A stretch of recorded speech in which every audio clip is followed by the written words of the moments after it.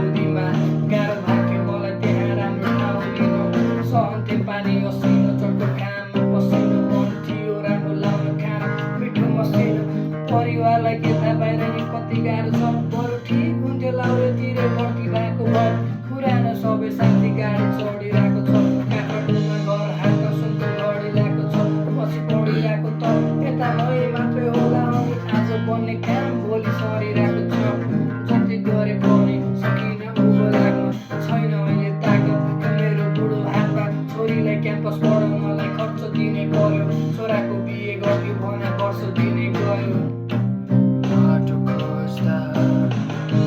बाटो पाइन फल्ने फल्ने माटो पाइन सायद भुल गरेँ मैले भगवान